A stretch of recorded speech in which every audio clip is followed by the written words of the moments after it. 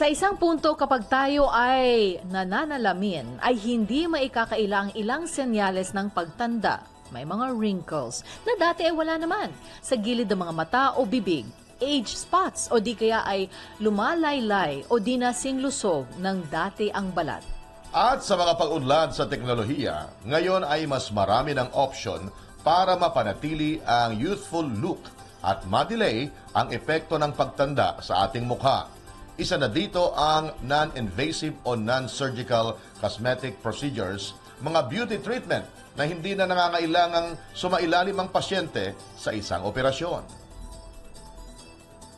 Aba, interesado tayo dyan. Of course. Gusto namin yan, topic na yan. At kayong mga tagapakinig, ay siguradong gusto nyong malaman. Kaya narito po para ipaliwanag ang lahat ng yan. Inibitahan po natin si Dr. Contessa Salvador Alapag, dermatologist mula sa CSA Derm Center. Doktora, welcome po sa Servisyo All Access. I'm very much pleased to be here again. Yeah, second time niyo po dito Yes, sa sir. SAA. Oh, ito naman kasi nga there are many, parang may mga creams na ipapahid, yung iba naman narinig namin na they underwent talaga yung surgery para lang mapabanat nila yung mukha nila. But we've been hearing nga itong mga non-invasive na pamamaraan para nga mabalik yung youthful glow or kung ano man yung how do you say it? Your memories of how good you were. Hindi naman natin sinasabi that you don't look as good now. Pero yung less Mawala wrinkles lang yung mga wrinkles. Mawala yung wrinkles or sa malilift man lang siya. So ano po ang mga non-invasive o non-surgical cosmetic procedures available sa ngayon? Yes. Ang non-surgical procedures po kasi are medical procedures. They are frequently referred to as non-invasive. But right now, it's more commonly termed as minimally invasive procedures. They're being used to restore youthful appearance, improve po natin yung looks, to fight wrinkles, delay the signs of aging, contour the face. So parang meron pa rin siyang kumbaga invasive pa rin siya pero Meron pa rin hindi siya ganun ka-invasive. Yes, ma'am. Kasi sa surgery, it requires the use of mga surgical instruments, surgical knife. There is incision, merong cutting, meron ding May sutures. paghihiwa. May paghihiwa. Tapos may tendency for scarring. So right now po, yung mga non-surgical techniques, we have non-invasive, meron din pong minimally invasive techniques or treatments po. Comparing with the surgical procedure, no downtime itong mga non-surgical procedures. Ayun. Anong ibig sabihin Meaning no to say downtime? po, wala silang longer recovery period. Mas mabilis kang Yes. kumbaga pwede ka nang bumalik sa trabaho. Immediately after the treatment, you can go back to your work. Sometimes we call them lunchtime treatment or afternoon treatment. So if you are always busy, this is the right treatment for you. Marami kasing natatakot dahil sa yung napapanood nila yung mga nadidisgrasya, instead na gumanda, nadideform. At minsan marami nagdududa sila baka hindi po safe hindi safe yung yung treatment na gagawin sa kanila. Gaano ba ka-safe ang ating mga kwan ngayon? Ang ating pong mga non-surgical treatments naman po are clinically studied tong mga to.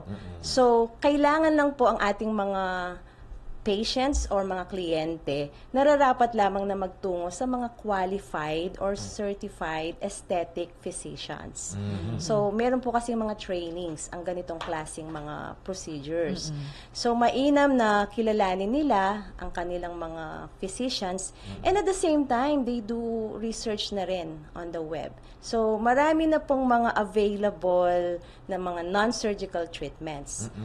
Kasi nga, meron tayong nababalitaan na nangyari ng mga parang filler gone wrong or treatment gone wrong. So, sa halip na napaganda, lalong lumala. Oo nga, syempre nakakatakot. Mahirap na ibalik doon. kasi, Diba? Tsaka minsan hindi na talaga nababalik daw pag na-damage Yes po. na yan. May mga irreversible. Pero pag mga ganyan po, kailangan na rin i-reconstructive surgery po. Ay. Okay, Doktora, try kaya natin na let's say sa mga wrinkles sa mata, ano ang pwedeng, or sa mukha, ano ang mga pwedeng gawin na available na ngayon na yung tinatawag na ano ba siya? Non-invasive or non-surgical? Non-invasive, okay. Non-invasive. Pinaka-common po nowadays talaga, actually yung top 1 sa mga cosmetic non-surgical procedures, yung injection ng botulinum toxin. Ang common brand is Botox. Saan ini-inject po yun? Mismong sa, So, doon mismo sa may Just wrinkle? beneath the surface of the skin, dun sa may wrinkle area. So, Aha. we assess na ang patient before we give any injection. So, for example, we look at the upper third ng face. So, common dyan yung mga forehead lines. Meron din po in between the eyebrows, yung tinatawag nilang lion lines or iba, 11, 11. 11. Yes. Yung Tapos, nakunot, ganyan. right? And then yung sides ng mata, yung crow's feet na tinatawag. Meron din po yung bunny lines. Okay. Bunny lines? Yes, Ano dito po sa yun? may nasal area. So, Okay. when you contract this part, nagkakaroon ng mga linya po. Okay. Okay. Tapos, meron din yung tinatawag nilang puppet lines, yung mga yan. So, Yung sa smile. smile Yung ba lines, yun? yes po. So, So, yung... maraming injection ang gagawin doon. Oo. It will depend on each patient. So, dapat po, ang isang physician, ina-assess muna ang isang pasyente.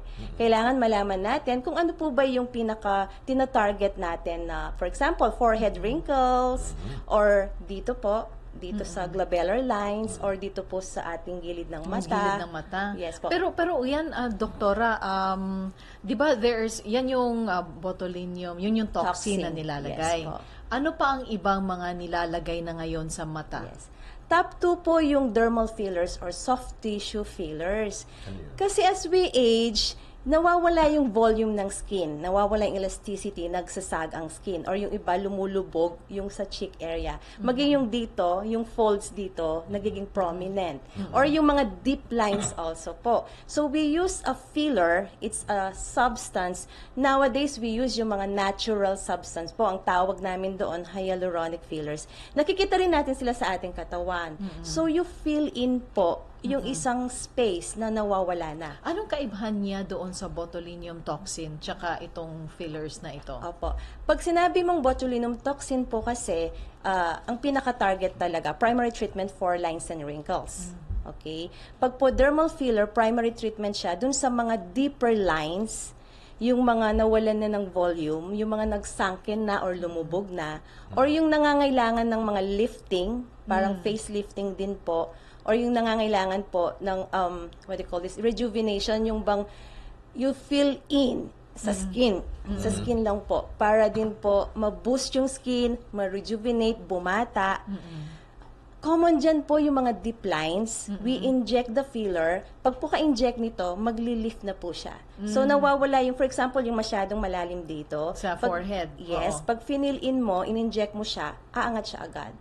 Okay? So, yung mga dito, nasolabial folds din po, pag in-inject natin, magli-lift din po O siya. kasi parang as a person ages, parang nahuhulog yung Yes, mukha. nagsasag po. So pag nilagyan Okay. dito sa Inject that, dito sa and then may there's an immediate bibig. lift na po. Immediate Okay. lift. Tapos yung middle part ng face natin, nalilift na rin po siya. Kasi nga po, yun nga, as we age nga, nawawala na yung mga natural elastin, yung collagen sa skin. So, nagsasag na po siya. Tapos, lumilitaw na yung mga lines, lumilitaw ang wrinkles. So, Yung laser, doktora. Yes isa po. pa rin ba sa mga kwan yun? right now, option? we have lasers also, yung mga energy-based devices. So, meron silang skin tightening, skin firming. So, pag natatighten mo yung skin, naiiwasan yung paglawlaw, pagsag, yung pagtanda rin ng balat. So, pati yung mga pores, natatighten. So, nami-minimize mo yung mga large pores sa use ng mga laser devices for anti-aging. Hindi ba bumabalik yun? Ang mga aging After several signs years, po. babalik din siya. Since we say these are non-surgical techniques na po, of course, these are also temporary. You have to do a maintenance treatment for that. Kasi ang aging signs talaga, actually, it's a natural process that will happen. Tulad ng mga age spots. Yes. Ano ba ang Spots magandang gagawin sa mga age spots? Ito Age yung spots ba nilalaser yan? to, Yung diba? nilalaser, Yes doktora? po. Ang mga pigmented spots po, kasi di ba hormonal, as we age, nakakakita ka na ng mga brown or dark spots sa skin. Now, we have also yung mga pigment lasers. Ito po yung ginagamit natin para maabot yung deep-seated brown pigment sa skin. So, you will disintegrate po natin yung mga brown or melanin pigment po. So, yung laser devices, yan na po yung mga latest in our technology right now. Yan na yung mga energy-based devices. Yung pangtanggal ng Yes mga po. discoloration. Yes. We used to have yung mga topical creams, mga whitening creams. Meron din pong treatments sa mga clinics, mga lightening treatments po, chemical peeling, microdermabrasions para ma-lighten tong mga age spots. Which is alin ang mas effective? Can we say ba mas effective ang laser kaysa dun sa may ipapahid? Yes. It will depend dun sa degree nung severity ng ating mga pigmented spots. Kasi there are some spots naman superficial lang that you can already treat with mga topical creams lang or topical lightening creams po. Meron din yung mga deep, yung mga very darkly pigmented. So we can make use of mga pigment lasers also. Pero mas mabilis syempre yung laser. Lasers po are, Usually, mga ilang sessions po yan. kapag mga, for example, melasma, okay, right now, ang consensus kasi sa mga aesthetic physicians, if you do yung mga pigment lasers, they give about 7 to 10 sessions. It will really depend how deep the pigment, kung gaano kalala, kung gaano ka-wide. Okay. Kasi may iba po nakukuha lang natin sa mga topicals or chemical peelings, mga superficial peelings po. Pero yung mga, we have cases talaga na mga sobrang dark and sobrang lalim that you can really hardly treat them with just topicals. Yung dark circle sa mata, pwede ba Yes siyang po. i-laser na lang para matanggal na? Yeah, actually there are also lasers na being done around the eye area. Now, we have done that already. Para rin po yung mga, kasi loose din yung skin dyan eh. You wanted to do tightening and firming. Tapos yung sa mga pigmentation, ginagamit na rin po ng mga pigment lasers. Aside from the topical eye serums, eye gels, yan. Doktora, paano kung yung mga gusto naman lumiit ang mukha? Yes. Or mag-iba lang yung shape ng mukha? Let's say, Right. gusto nila mas mas makikita yung kanilang Yung- jawline, for example. Correct. Napaka-common nowadays ang pag-shape ng mukha. Gusto nila mas maliit na mukha. For female po, we follow yung inverted triangle or V-shape. Then for men naman, kasi syempre masculinity, medyo square face. Pinapattern kay Brad Pitt. Talaga? Yes. Sa female naman, kasi this is Sinong contouring pattern sa- already eh. Okay. So, syempre, Angelina Jolie. Sa Philippines, sa atin sila Don Zulueta, Gretchen Barreto. Oh. So, we pattern yung face sa kanila. So, they wanted a slimmer face, merong jawline definition. We have non-surgical techniques, minimally invasive. The one that I do is, for example po, yung pag-prominent yung side na to, Okay. the masseter reduction, we make use of injection of Botox or botulinum toxin. Okay. And there's another one to slim the face, yung injection of V-leaf threads or protein threads, Ano po absorbable yun? fine threads. I-inject din yan? Injection din po. Yun po yung mga minimally invasive. Yung non-invasive, meron na pong mga machines or devices. For example, dyan, yung mga RF facelift or ultherapy or high-intensity focus ultrasound para po mas slimmer yung ating mukha. Girls lang ba? Girls Or? lang ba? O marami na rin mga male o mga kalalakihan ngayon ang Yes. nagpapaganda. Actually, there's an increasing numbers ng mga kalalakihan Marami na kami? nagtutungo sa aming clinics Mga ilang po. percent na ba? Sa clinic ko, mga 20 to 30%. Wow, marami na rin sila. Marami na rin po. Ano usually ang pinapaayos naman ng mga lalaki? Common dyan yung anti-wrinkles, tapos yung mga skin discolorations, Ayun. meron na rin yung gustong magpa-whiten ng skin. Talagang totoong lalaki to ka. Lalaking-lalaki sila, hindi sila. O mix na Meron rin. din po. Mix yes, na sila. mix Okay. din po. Is it the same treatment malalaki o babae? Yes, we use the same treatment din, male or female. Pero magkaiba ang skin ng Oo, male and Magkaiba female. ang texture ng skin Oh, yes. ng male at female. So, yung aming sinusundan pa rin namin kung ano yung maganda ang Alright. kalalabasan. And anong ano mas easy, mas madali na i-treat? Yung skin ng babae o ng mga male? Tingin ko babae. It depends po kasi eh. Depende rin. Kasi the females, they really take good care ng kanilang skin. So, sa mga kumbaga, females, enhancements, di ba? Sa mga males, kasi you don't use sunblock lagi, you're not into applying creams every day. So, yeah. unlike ang mga babae, Ano maalaga. Na- Although, ano bang- meron na rin mga kalalakihan na maalaga. Pero- conscious na sila sa skin nila. Sino ang hindi pwedeng sumailalim dito sa non-surgical procedures? Okay. Meron kaming protocol, standard protocol na sinusundan. For every patient, gumagawa kami ng assessment. So, gumagawa kami ng history taking, ano ba yung kanyang mga background, medical history, inaalam natin kung ano ang mga gamot na iniinom, mga maintenance medicine, may history ba ng mga allergies. So, kung meron pong mga makikita na mga contraindications, definitely, mag-a-advise na lang kami ng mga ibang treatment na maaari sa kanya. For example, like diabetic. Kung diabetic ang isang tao, Pag uncontrolled ang blood sugar, of course, we tell them muna na i-control muna natin. So, kung treated naman or okay ang kanyang sugar, then we can do some minimally invasive or non-invasive procedures. How about pregnant women? Mga buntis? Mostly, sa mga pregnant women, we really don't advise. Ayun. Huwag muna. Kasi sa pregnancy, di ba, magkakaroon din ng skin discoloration, pigmentation, tapos nagbabago yung shape ng mukha, minsan ng ilong, parang nag-widen, di ba? Tapos nangingitim din ng armpits or any other parts So, ng baka panganak na katawan. lang siya. Yes, para to after be safe, giving no? birth, to be safe. Yes. Yes. Okay, bago natin tuloy ang tanungan, meron muna tayong trivia. Alam nyo ba na itinuturing na isa sa pinakamahal na facial treatment ang 24 karat gold facial? Dito, imamasahe ang inyong kutis gamit ang hydrating compound na Gamma PGA at nilalagyan ang muka ng layer ng 24 karat gold.